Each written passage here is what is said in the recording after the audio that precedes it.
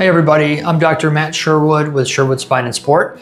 This is the second video of our series going over 4 common exercises that are either causing spinal pain or contributing to spinal pain.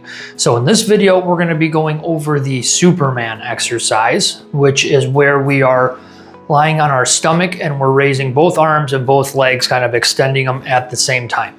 So this is probably my least favorite exercise, quite possibly of all time. There's so many different ways to get the same effect that's much safer on the spine. They did a study, might have been 20 years ago at this point, and they actually put needles that measure pressure inside the lumbar discs, and then they had people sit in a reclined position, do a couple different exercises, and I believe that this Superman exercise was one of the things that produced the most pressure inside the disc. And then every time I'm looking online for, if I just want to see, I'm curious and I say, good exercises for low back pain. This exercise is always included on it for some reason. So we're going to go over, I'm going to show it to you, go over why it's so bad. And then we're just going to, give a couple different options that are going to accomplish the same thing, but be much more effective for you. And then before I get, too far into this, I just want to preface that when I have you, it's actually therapeutic for the discs to do extensions. So if we're leaning back like this gently, or we're doing a cobra, the difference between doing that and doing this Superman exercise is that in the cobra and even the standing back extension, the muscles in the back are actually pretty relaxed. They're not contracting. So you're getting that extension motion of the spine without the muscle contraction. Once those back muscles kick on, those long erectors back there, they cause a huge amount of compression, and that's actually what causes the injury, and that's what actually leads to degeneration in the spine over time. It's your back muscles being so tight, they're actually destroying your spine. So just in case people are wondering, well, what's the difference between that and doing a cobra? That's the difference. One, the muscles are really passive, and the other, they're actively engaged. So now let's go over this exercise and then we'll go over some substitutions for it. All right, everybody. So here is our position for that Superman exercise. This position here called the Sphinx, if you're relaxed, is actually really great if you're having a disc problem for most people. But besides that, so Superman, we're gonna lay on our stomach and then we're gonna lift legs and arms up like this, usually hold and then back down. That already doesn't feel good on my back.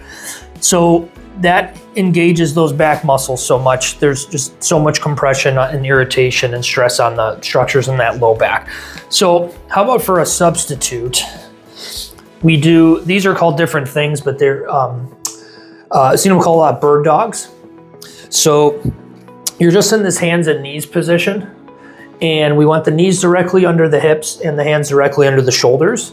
We want this low back, like we spoke about in the video, previous video. This should be flat. So no curve in, no roundedness, flat. My mid back is a little stiff, but that should be a little more flat as well. And then what we can do from here is it's imperative when we're doing this that we don't have any swaying side to side. So you'll notice if your core is weak, when you start to move anything, you're gonna immediately shift. So we wanna try to keep very still. If we start shifting, you're not doing it properly.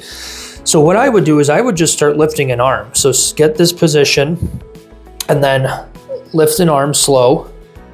And believe it or not, it seems like a piece of cake, but I do have some patients, chronic low back pain, they can't lift an arm without moving. Okay, so start with that. If you can stay still with that, then you can go to the next step. Then what I would try doing is just sliding one leg back and then seeing if you can keep that stable. So if you're able to drag that leg on the floor without rocking, that's good as well. And then the harder step would be you do opposite arm and leg at the same time. And this is the traditional bird dog. So we do arm and leg at the same time without swaying. And the goal ideally is to get the back knee straight, this arm all the way up, and then that back leg pretty straight as well. What you have to be very cautious with here, and I see this all the time, is when we bring that leg back, people are very tight in their hip flexors generally, or their butt's weak. So instead of, or a combination of both. So instead of using your glute properly and stabilizing properly, you're gonna use your back and then you're just gonna arch to get that hip up.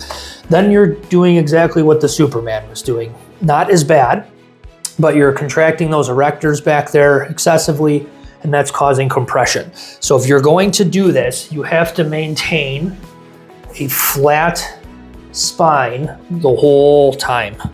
Squeeze that glute at the top, back down, and no swaying and rocking during the exercise. You'll notice typically one side will be harder because the leg that remains down, that glute has to support the spine, and if the glute's weaker, then you'll have some swaying there. If that's the case, just don't bring the leg back as far. So even if you just go this far and you're not rocking, I can feel that engage here. It doesn't take a whole lot.